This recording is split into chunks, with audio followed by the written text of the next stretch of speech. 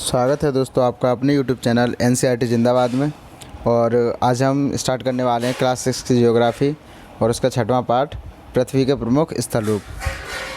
पृथ्वी में 3 मंडल बताए थे मैंने आपको, स्थल मंडल, जल मंडल, ठीक है, और एक वायुमंडल। उसी में जो स्थल मंडल था उसी का एक स्थल रूप होते हैं, उसको अब हम विस्तार से पढ़ेंगे, जिसका एक टॉपिक है स्थल रूप। क्लियर? तो अब स्थल रूप के बारे में आओ चर्चा करते हैं। आपने इसमें कुछ स्थल रूपों को ज़रूर देखा होगा जो चित्र 6.1 में दिखाए गए हैं। आप देखेंगे कि पृथ्वी की सतह सभी जगह एक समान नहीं है। हमें पता है जो भी हमारी पृथ्वी की सतह है वो एक जगह एक समान नहीं है, कहीं ऊंची है, कहीं नीची है, कहीं ढलान युक्त है, कहीं पर्वत टाइप की। तो ये सारे स्थल रूप हैं, मतलब स्थल के ही रूप हैं। क्लियर? तो उनके बारे में चर्चा करेंगे। पृथ्वी पर अनगिनत प्रकार के स्थल रूप हैं जिनकी कोई गिनती नहीं है। स्थल मंडल के कुछ भाग ऊंचे नीचे, कुछ समतल होते हैं। ये स्थल रूप दो प्रक्रियाओं के परिणाम स्वरूप बनते हैं। मतलब ये जितने भी स्थल रूप होते हैं, जैसे समतल हुआ, कुछ ऐसे होते हैं जितने ऊंचे पे होते हैं, कुछ ढलान युक्त होते हैं, कुछ इस टाइप के होते हैं, है ना। तो ये सारे के सारे जो बनते हैं वो उनकी 2 प्रक्रियाएँ होती हैं। क्लियर? और 2 प्रक्रियाओं के वो कौन कौन सी प्रक्रियाएँ हैं वो हम आगे पढ़ेंगे। आपको यह जानकर आश्चर्य होगा कि आप जिस मैदान पर खड़े हैं, देखो एक चीज़ यहाँ से पता पड़ी, जो हम जिस जगह रहते हैं वो मैदान होता है ज़्यादातर, ठीक है। तो आप जिस मैदान पर खड़े हैं, क्या आपको पता उसमें धीरे धीरे से गति हो रही है? जी हाँ, आप जिस मैदान पर खड़े हैं उसमें धीरे धीरे से गति होती रहती है लगातार। क्लियर? पृथ्वी के अंदर लगातार गति हो रही है। प्रथम यानी कि जो हमने अभी प्रक्रिया बताई थी, वो प्रथम जो प्रक्रिया है उसको बोलते हैं आंतरिक प्रक्रिया। के कारण बहुत से स्थानों पर पृथ्वी की सतह कहीं ऊपर उठ जाती है तो कहीं धंस जाती है। मतलब जो पहली प्रक्रिया है उसकी जो है, मतलब स्थल रूप के जो 2 प्रक्रियाएं थीं, उनके जो पहली प्रक्रिया है वो कौन सी है, उसके कारण क्या होता है? उसके कारण होता है जो हमारी पृथ्वी की सतह है वो या तो ऊपर उठ जाती है या फिर नीचे धंस जाती है। क्लियर? ये चित्र हम अभी नहीं समझाएंगे, आपको समझाएंगे थोड़ी देर बाद, जो कि आपको अच्छे से समझ में आएगा। क्लियर? पहले ये समझ लो कि आप जानते हैं पहाड़ी वह स्थलीय भाग है जो कि आसपास की भूमि से उठी होती है। 600 मीटर से अधिक ऊंचाई एवं खड़ी ढाल वाली पहाड़ी को पर्वत कहा जाता है। 8000 मीटर से ऊंचे पर्वतों के नाम बताएं, वो हम बाद में बताएंगे। ये थोड़ा समझने के लिए एक्स्ट्रा नॉलेज दी हुई है। पहाड़ी वह स्थलीय भाग है, मतलब है स्थल का ही भाग, लेकिन वह भाग होता है जो जैसे उसके आसपास की जितनी भी भूमि होती है उससे ऊंची उठी होती है। और 600 मीटर से अधिक अगर कोई चीज़ ऊंची है या फिर खड़ी ढाल वाली कोई चीज़ है तो उसे बोलेंगे डायरेक्टली बोल देंगे उसे पर्वत। क्लियर? और 8000 मीटर से जितने भी ऊंचे पर्वत हैं वो हम अभी आपको आगे चल के नाम बताएंगे। अब जैसे अभी थोड़ा देख लो, इसमें शायद को समझ में आए। देखो पर्वत श्रृंखला, तो यहाँ से आप देखेंगे कि पर्वत श्रृंखला की एक चीज़ दिखाई दे रही है कि यहाँ पे कई पहाड़ लगातार हैं। तो हम एक तरह से कह सकते हैं कि जब कई सारे पर्वत या पहाड़ एक साथ होते हैं तो उसे पर्वत श्रृंखला बोलते हैं। श्रृंखला का मतलब लाइन टू लाइन, ठीक है। पर्वत देखो ये है, इसकी जो लंबाई होगी लगभग 600 मीटर या फिर 600 मीटर से ऊपर होगी, तो ये पर्वत हैं। अब मैदान देखो पूरे साफ, मतलब एक समतल टाइप के जो हैं वो देखो मैदान है। सहायक नदियाँ ये इसलिए ऐसी बनाई गई हैं क्योंकि ये आकर एक बड़ी नदी में आकर मिल जाती हैं, इसलिए। क्लियर? झील देखो, कोई मतलब समतल जगह होगी, पठार होगी या फिर पर्वत होंगे, उसके बीच में जो गड्ढा सा होगा उसमें पानी भरा होगा उसे झील बोलते हैं। क्लियर? पहाड़ी देखो ये दिख रहा है अलग से, पहाड़ी और पहाड़ एक ही बात है। घाटी जो पहाड़ों के बीच में जो जगह बनी होती है गड्ढे टाइप की, उसे बोलते हैं घाटी। पठार जो मैदानों से जस्ट थोड़ी ऊपर उठ के फिर समतल होती है, मतलब होती मैदानों के टाइप की है मगर मैदानों से थोड़ी ऊपर उठी हुई होती है, उसे बोलते हैं पठार। क्लियर? अब देखो इधर ये जल संधि दिए गए हैं। तट किसी भी चीज़ का हो सकता है। तट में किनारा, अब जैसे ये मैदान का तट है तो उठा हुआ है ये, और अगर देखो तो ये नहर का, मतलब इसका समुद्र का भी तट है। जल स्थल संधि, जब कभी 2 बड़े स्थलों को मिलाए, ठीक है, तो वह स्थल संधि, और बहुत बड़े जलाशयों को मिलाए तो जल संधि, जैसा कि हम पहले बता चुके हैं। जैसे अगर आप चाहें तो ये देख सकते हैं, जल संधि यहाँ पर है, ये द्वीप है और ये मैदान है, लेकिन यहाँ पे जो जल मिल रहा है इसकी बस थोड़ी सी जगह है, संकरा मार्ग है ये, यहाँ पे ये हो गया जल संधि। और ऐसे ही स्थल संधि, क्योंकि यहाँ पर भी देखो संकरा मार्ग से स्थल जुड़ रहे हैं तो ये हो गया स्थल संधि। डेल्टा जब कोई नदियाँ होती हैं तो वो आती हैं तो अपने साथ कुछ कूड़ा करकट भी लेके आती हैं, कुछ ऐसी चीज़ें ले मतलब साथ में बहा के लेके आती हैं जो कि एक स्थान पर लाके छोड़ देती हैं। जब वही कचरा इकट्ठा होता रहता है, ज़्यादा मात्रा में हो जाता है, तो वो स्थल का रूप ले लेती है जिसे हम डेल्टा बोलते हैं। क्लियर। नदी मुहाना, जैसे नदियाँ आती हैं तो जैसे उनका पानी निकलता है और निकल के जिस पॉइंट पर मिलता है उसी को बोलते हैं नदी मुहाना। क्लियर। इस तरीके से अब आपको ये अच्छे से समझ में आएगा आगे चल के जब पढ़ेंगे इसके बारे में। और जो पहली प्रक्रिया थी उसे आंतरिक प्रक्रिया बोलते हैं, लेकिन दूसरी जो प्रक्रिया थी उसे बोलते हैं बाह्य प्रक्रिया। इसके वजह से क्या होता है, तो स्थल के लगातार बनने एवं टूटने की प्रक्रिया है ये। उससे क्या होता था, या तो सतह ऊपर उठती थी या फिर नीचे जाती थी। इससे क्या होता है, स्थल का लगातार या तो टूटता रहता है या फिर बनता रहता है।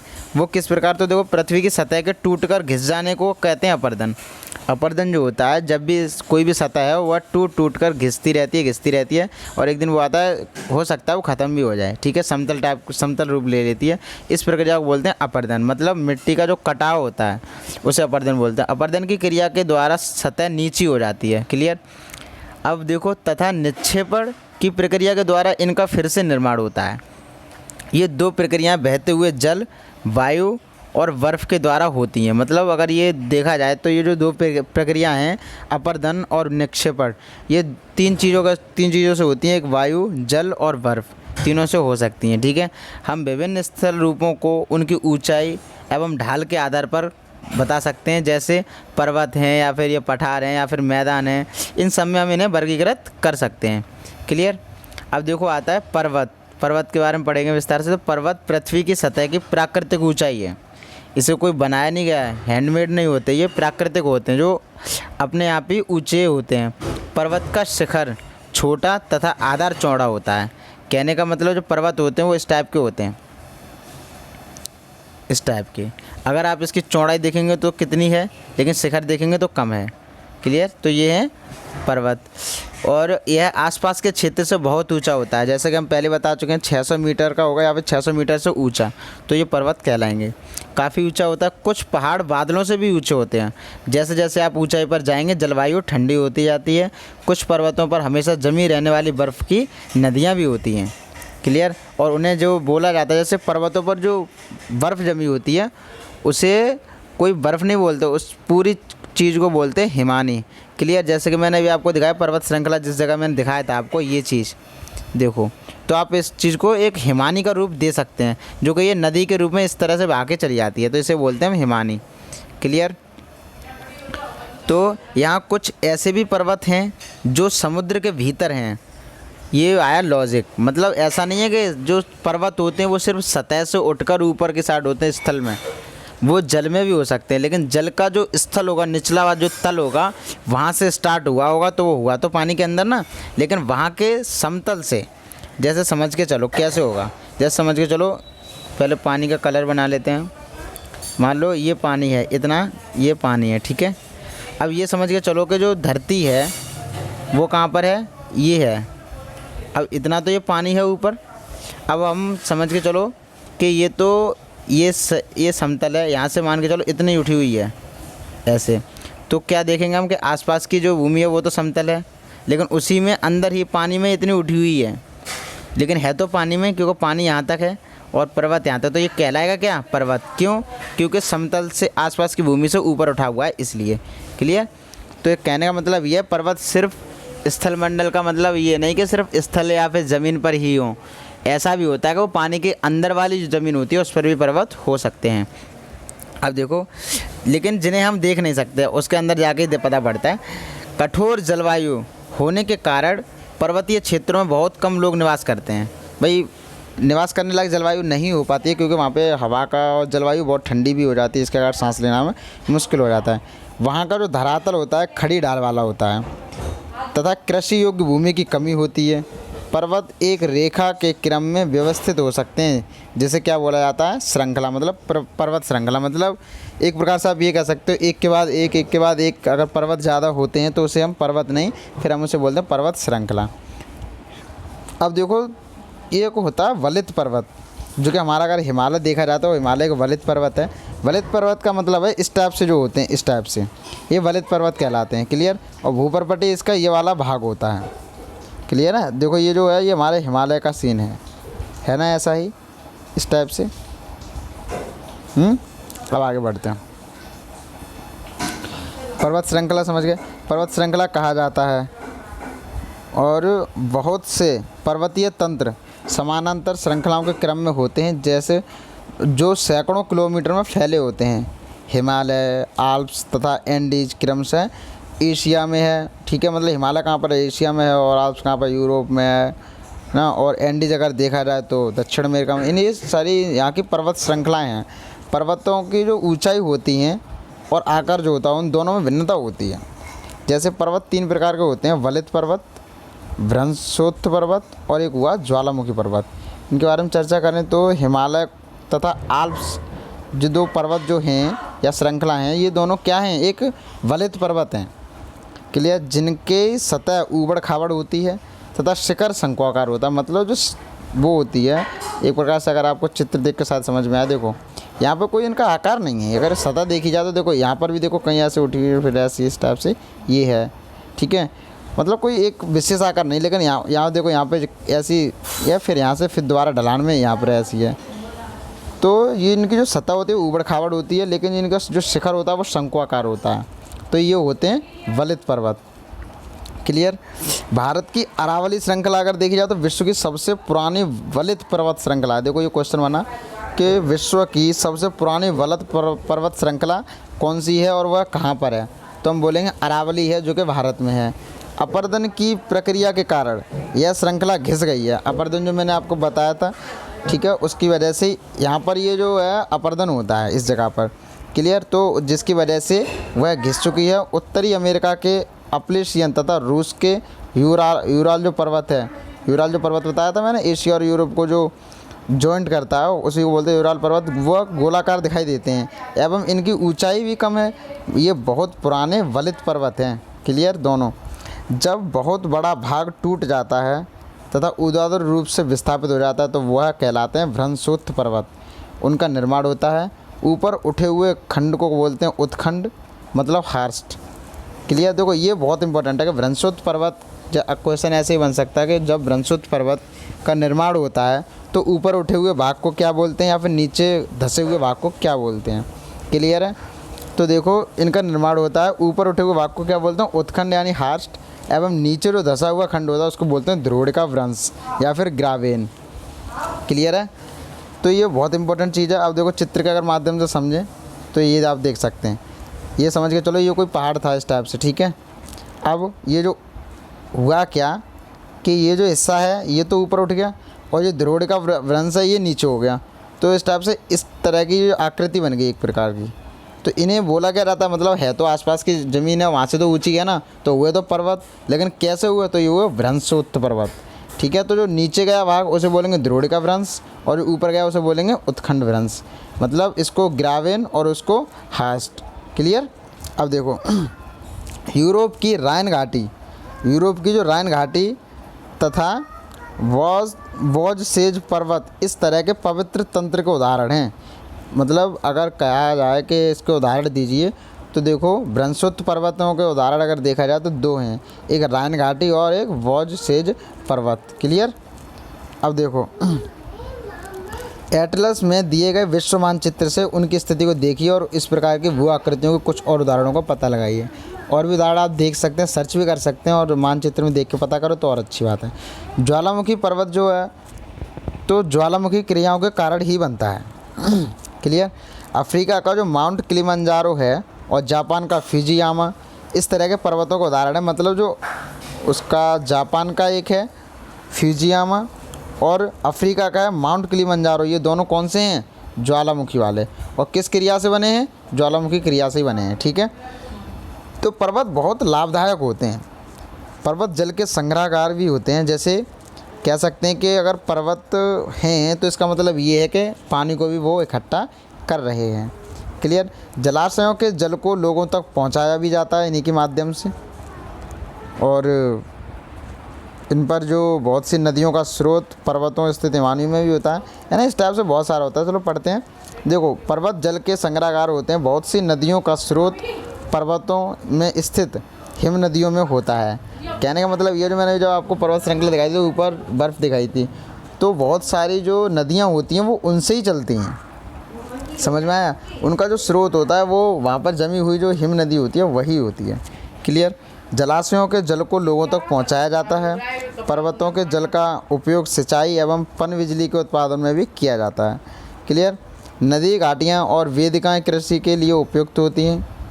पर्वतों में अलग अलग प्रकार की जो वनस्पतियाँ होती हैं, जीव जंतु होते हैं, ये सारे के सारे पाए जाते हैं। वनों से हमें ईंधन भी प्राप्त होता है, चारा, आश्रय यानी रहने के जो स्थान होते हैं वो, और उत्पाद में क्या क्या, तो जैसे देख सकते हैं वो गोंद हुआ, रेजिन हुआ, ये इत्यादि सारे जो चीज़ें हैं ये सारे हमें वहाँ से प्राप्त होती हैं, पहाड़ों से, पर्वतों से, तो काफ़ी फ़ायदेमंद होते हैं। और अगर देखा जाए तो सैलानियों के लिए पर्वतीय भाग उपयुक्त स्थान है। वे पर्वत की यात्रा उनकी प्राकृतिक सुंदरता को देखने के लिए करते हैं। विभिन्न प्रकार के खेल भी होते हैं, जैसे अब वहाँ पर कौन कौन से खेल होते हैं भाई, ऐसे कौन से खेल हैं, तो देखो उन खेलों को भी याद रखना है, ये भी ऑप्शन में आ जाते हैं कि कौन से खेल पहाड़ी खेल हैं। क्लियर? तो देखो एक उनमें से हुआ paragliding, hang gliding, river rafting, skiing, पर्वतों के प्रचलित खेल हैं, ये समझ के चलो आप। क्या आप हिमालय में स्थित कुछ ऐसे स्थानों के नाम बता सकते हैं जहाँ ये खेल खेले जाते हैं? आपका ये काम है, आपको सर्च करना है। क्लियर? आप देखो ये देखते हैं कि ज्वालामुखी जो पर्वत हैं इस टाइप के होते हैं। अगर आप थोड़ा इमेजिन करेंगे तो देखो यहाँ पे ये थोड़ा इस टाइप से दिख रहा है। कहने का मतलब ये है, यहाँ से ज्वालामुखी निकलता है, जब लावा निकलता है तो इस टाइप से हो जाता है। क्लियर? तो ये ऊबड़ खाबड़ सतह नहीं मिल सकती आपको, मतलब इसकी जो भूपरपट्टी होती है वो आपको ऊबड़ खाबड़ नहीं मिल सकती। क्यों? क्योंकि यहाँ पे लावा निकलता है तो एकदम समतल सा होता चला जाता है इसलिए। और ऊपर जो होता है इस टाइप से गोल जो कुआं टाइप का होता है वैसा बन जाता है, क्योंकि वहाँ से लावा निकलता है, बट वो वहीं के वहीं जम जाता है। जब वो इधर भी हो जाता है, इधर भी हो जाता है, और बीच में होता है वो पूरा ठोस टाइप का बन जाता है, इसलिए उसमें गड्ढा टाइप का कुछ नहीं बचता। तो ये होते हैं ज्वालामुखी पर्वत। क्लियर? अगर इधर वाला देखा जाए, देखो ये दिया अत्यधिक दाब से मैग्ना का निर्माण। मैग्ना का निर्माण कैसे होता है यहाँ पे दिया नहीं गया, उसका टॉपिक अलग है। क्लियर? मैग्ना मैं आपको बताऊँगा बाद में। तो मैग्ना जो होता है ये जो देखो जो अब अत्यधिक दाब हो जाता है, गर्मी में जो पृथ्वी की जो परतें हैं वहाँ पे जब दाब हो जाता है तो मैग्ना का निर्माण हो जाता है। जब मैग्ना निकलता है यहाँ से तो ये एक जगह से नहीं निकलता है, इसके दो वो बन जाती हैं। जैसे किनारों से निकलती पिघली चट्टानों के वो कहलाती है लाख। क्लियर? और इधर से अगर निकलता है तो ज्वालामुखी शंकु का निर्माण राख और लावा की परतों के जमने से होता है। समझ गए? जो ज्वालामुखी का शंकु का जो निर्माण होता है वो राख और लावा की परतों के जमने से होता है। मैंने बोला था ना अभी, वो जम जाता है। और अगर देखा जाए तो ज्वालामुखी राख, भाप और गैस युक्त घने धरा वो जो होता है, यहाँ पे समझ नहीं आ रहा क्या, ये बादल बन जाता है एक प्रकार से, ये समझ लो आप। ठीक है? और ये ज्वालामुखी पर्वत है और ये निर्माण दिखाया गया। इस खेल का नाम बताते, इस खेल का नाम आप खुद देखो, सर्च करो। क्लियर? अब बात आती है पठार की। देखो वैसे चैप्टर बहुत लंबा होने वाला है, ज़्यादा लंबा भी नहीं, चलो पूरा ही कर देते हैं। पठार कैसे बोलते हैं? तो पठार उठी हुई एवं सपाट भूमि होती है। कहने का मतलब ये मैदान की तरह होती है सेम, बस मैदानों से ऊपर उठी हुई होती है। बिल्कुल जैसे मैदान सपाट होते हैं ऐसे ये भी सपाट होते हैं, मगर जितनी ऊंचाई पर मैदान होते हैं, सतह पर मैदान होते हैं, मगर ये पठार जो होते हैं मैदानों से काफ़ी उठे हुए होते हैं। यह आसपास के क्षेत्रों से अधिक उठा हुआ होता है तथा इसका ऊपरी जो भाग होता है वो एक प्रकार से मेज के समान सपाट होता है। किसी पठार के एक या एक से अधिक किनारे हो सकते हैं, ज़रूरी नहीं है मेज बोल दिया तो चार ही कोने हो, ऐसा नहीं हो, कई किनारे हो सकते हैं उसके। जिनके ढाल होते हैं वो खड़े होते हैं, बस इतना समझ लीजिए आप। एक प्रकार से ये समझ के चलो कि कोई चीज़ ज़मीन में जैक लगा के कोई चीज़ उठा दी गई हो। क्लियर? या फिर उसके आसपास की चीज़ को नीचे दसा दिया गया हो, तो एक ऐसी स्थिति बनेगी कि कोई चीज़ ऊपर उठ जाएगी और जिसका आपको ढाल दिखेंगे तो वो खड़े दिखाई देंगे। क्लियर है? तो देखो पठारों की ऊंचाई जो होती है वो कुछ 100 मीटर से लेकर कई हज़ार मीटर तक हो सकती है। पर्वतों की तरह पठार भी नए या पुराने हो सकते हैं। भारत में दक्कन का जो पठार है बहुत पुराने पठारों में से एक है। क्लियर? अगर देखा जाए तो जो भारत केन्या का जो तंजानिया है या फिर युगांडा का ले लो, युगांडा का जो पूर्वी अफ्रीकी पठार है एवं ऑस्ट्रेलिया का पश्चिमी पठार, इस प्रकार के उदाहरण हैं ये सारे। क्लियर? तो देखो तिब्बत का जो पठार है वो विश्व के सबसे ऊंचा पठार है। ये क्वेश्चन बन गया। अगर आप देखें तो एक ऑब्जेक्टिव टाइप का सिंपल सा कि सबसे ऊंचा पठार जो पूरे विश्व का कौन सा है, तो वह तिब्बत का पठार, जिसकी ऊंचाई माध्य समुद्र तल से 4000 से लेकर 6000 मीटर तक है। पठार बहुत उपयोगी होते हैं क्योंकि उनमें से खनिजों की प्रचुरता बहुत होती है। देखो एक ऑप्शन ये बन सकता है, निम्नलिखित में से खनिजों की प्रचुरता किस में अधिक होती है? तो दे देंगे पहाड़, पठार या मैदान। तो सिंपल वे में आप समझ लो पठार। इसका एक तरीका ये भी है समझने का, जैसे अगर आप समझने की कोशिश करेंगे तो देखो, जब भी कोई चीज़ ऊपर या नीचे उठाई जाती है तो एक जगह बनती है। जैसे आप इस चित्र में अगर देखेंगे तो देखो ये जगह जो है, ये जो खड़ी खड़ी जो होती है इस तरह की जो ढाल बनी होती है, तो इसमें आप देखेंगे जब ज़मीन का अंश दिखाई देते हैं तो सिंपल सी बात है, जो ज़मीन हमें कटी हुई दिखाई देती है उसमें ज़रूर कुछ ना कुछ निकलेगा, ठीक है। और इसमें सबसे ज़्यादा जो निकलते हैं वो खनिज निकलते हैं। क्लियर? क्योंकि उनमें खनिजों की प्रचुरता होती है। यही कारण है कि विश्व के बहुत से खनन क्षेत्र पठारी भागों में ही स्थित हैं। अफ्रीका का पठार सोना एवं हीरों के खनन के लिए प्रसिद्ध है। अगर कोई पूछे कौन सा ऐसा पठार है जहाँ सोना एवं हीरों के लिए प्रसिद्ध है और उनका खनन होता है, तो जो अफ्रीका का पठार है वो सोना और हीरों के खनन के लिए प्रसिद्ध है। अगर आप कहना चाहें तो हीरा और सोने की खान कहाँ पर है, तो आप सीधा कह सकते हो अफ्रीका में। क्लियर? मतलब क्योंकि वही ज़्यादा प्रसिद्ध हैं। भारत में छोटा नागपुर का पठार, उसमें क्या निकलता है? लोहा हुआ, कोयला हुआ, मैग्नीज हुआ, इनके बहुत बड़े बड़े भंडार हैं। क्लियर? अब देखो पठार जो होते हैं और जो पठारी क्षेत्र होते हैं, पठारी क्षेत्रों में बहुत से जलप्रपात हो सकते हैं। जलप्रपात हो सकते हैं क्योंकि यहाँ नदियाँ ऊंचाई से गिरती हैं। भारत में छोटा नागपुर पठार पर स्वर्णरेखा नदी पर स्थित जो है हुंडरू जलप्रपात, कर्नाटक में जोग जलप्रपात, इस प्रकार के जलप्रपातों का उदाहरण हैं। लावा जो होता है पठारों में काली मिट्टी की प्रचुरता होती है, ठीक है ना, जो लावा पठार होते हैं। अब देखो पठार जो होते हैं, पठार में एक होता है लावा पठार, तो लावा पठार में काली मिट्टी की प्रचुरता होती है और हम सब लोग जानते हैं जो कि बहुत उपजाऊ बना देती है फसल को, मतलब भूमि को। तो जो उपजाऊ एवं खेती के लिए काफ़ी अच्छी होती है। कई पठारों में रमणीय स्थल होते हैं जो पर्यटकों को आकर्षित करते हैं। बिल्कुल करेंगे। मैदान, अब बात आती है मैदान की। पठार पढ़ लिया, पढ़ेंगे मैदान। तो देखो मैदान समतल भूमि के बहुत बड़े भाग होते हैं। मतलब ये क्या था, जो समतल भूमि थी उससे ऊपर उठी हुई जो भूमि होती है वो, इसमें क्या है, जो मैदान होते हैं वो समतल भूमि के ही बहुत बड़े भाग होते हैं। ये ऊपर नहीं उठे होते, वो उसी लेवल में होते हैं। वे सामान्यतः माध्य समुद्री तल से 200 मीटर से अधिक ऊंचे नहीं होते। ये समझ लो 200 मीटर तक हैं या 200 मीटर तक ही मान लो तो समझ लो मैदान है। लेकिन 200 मीटर से अगर ऊपर अगर कोई भी चीज़ है तो समझ लो पठार है, ये समझ के चलो। कुछ मैदान काफ़ी समतल होते हैं, कुछ उर्मिल और तरंगित हो सकते हैं, ठीक है। कुछ ज़्यादा बड़ी बात नहीं, कुछ उर्मिल भी हो, तरंगित भी हो सकते हैं। अधिकांश जो मैदान होते हैं वो नदियों और उनकी सहायक नदियों के द्वारा बने होते हैं। हम सीधे अच्छे से जानते हैं जितने मैदान होते हैं ज़्यादातर नदियों की वजह से बनते हैं या फिर उनकी सहायक नदियाँ होंगी उनकी वजह से बनेंगे। नदियाँ जो होती हैं पर्वतों के ढालों पर नीचे की ओर बहती हैं तथा उन्हें अपर्दित कर देती है, मतलब उन्हें छाँटती हुई लेकर आती हैं। वे अपर्दित पदार्थों को अपने साथ लेकर आगे बढ़ती हैं, मतलब जो काट कर लाती हैं ज़मीन को वो अपने साथ लेकर ही तो आती हैं। अपने साथ ढोए जाने वाले पदार्थों जैसे पत्थर हुआ, बालू हुआ, सिल्ट हुआ, वे घाटियों में निक्षेपित कर देती हैं, मतलब वहाँ पे आके छोड़ देती हैं। इन्हें निक्षेपों से मैदानों का निर्माण हो जाता है। मतलब देखो कैसे समझो, मान के चलो ये पर्वत हैं और ये समझ लो यहाँ पर घाटी है, तो यहाँ से नदियाँ आई निकल के, ठीक है, तो ये पहाड़ों को काट कर लाएंगी, ये भी लाएंगी। तो देखो हम अच्छे से जानते हैं यहाँ पे नदियाँ क्या करती हैं, जैसे बहती हैं, तो उन्होंने देखा यहाँ पे गड्ढा, तो यहाँ पे अपना वो छोड़ जाएंगी और पानी निकल जाएगा। तो एक दिन वो आता है कि ये बिल्कुल समतल हो जाता है, और जो समतल हो जाता है तो ये तो क्या बन जाता है, मैदान, क्योंकि बहुत बड़ा भाग हो जाता है ना, इसलिए मैदान बन जाता है। क्लियर है? अब देखो सामान्यतः मैदान बहुत अधिक उपजाऊ होते हैं। यहाँ परिवहन के साधनों का निर्माण करना आसान होता है, मतलब जो यात्रा के जो साधन होते हैं उनका करना आसान होता है, इसलिए ये मैदान विश्व के सबसे अधिक जनसंख्या वाले भाग होते हैं। देखो अगर कोई ये पूछे कि स्थल मंडल में या फिर स्थल स्वरूपों में, पृथ्वी के स्थल स्वरूपों में सबसे ज़्यादा जनसंख्या कौन से स्थल रूप में पाई जाती है, तो आप सीधा सा जवाब दे सकते हैं कि आप देखो कि कहाँ पे रह सकता है व्यक्ति, सबसे ज़्यादा इसी में रहता है, मतलब मैदानों में रहता है। क्यों? क्योंकि यहाँ पे ज़मीन उपजाऊ होती है, परिवहन साधन निर्माण अच्छे से हो जाता है। काफ़ी कारण है। नदियों के द्वारा बनाए गए कुछ बड़े मैदान एशिया के उत्तर अमेरिका में पाए जाते हैं। उत्तरी जो अमेरिका है वहाँ पर बहुत सारे ऐसे पाए जाते हैं। एशिया में स्थित भारत में गंगा एवं ब्रह्मपुत्र का मैदान तथा चीन में यांगत्से नदी का मैदान इसके प्रमुख उदाहरण हैं। देखो उदाहरण भी साथ साथ याद करते रहो, उदाहरण बहुत ज़रूरी है। क्लियर?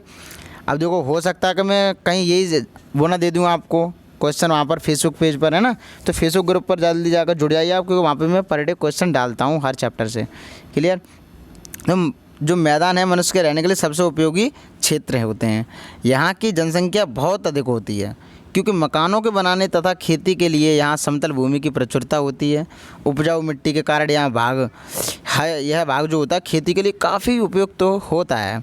भारत में गंगा का मैदान जो है देश में सबसे अधिक जनसंख्या वाला क्षेत्र है, ये समझ के चलना। अगर कोई ये पूछे भारत में कौन सी नदी का मैदान, बहुत इंपॉर्टेंट क्वेश्चन है और मैं हो सकता है यही ना दे दूँ, लीक कर दे रहा हूँ पहले से ही।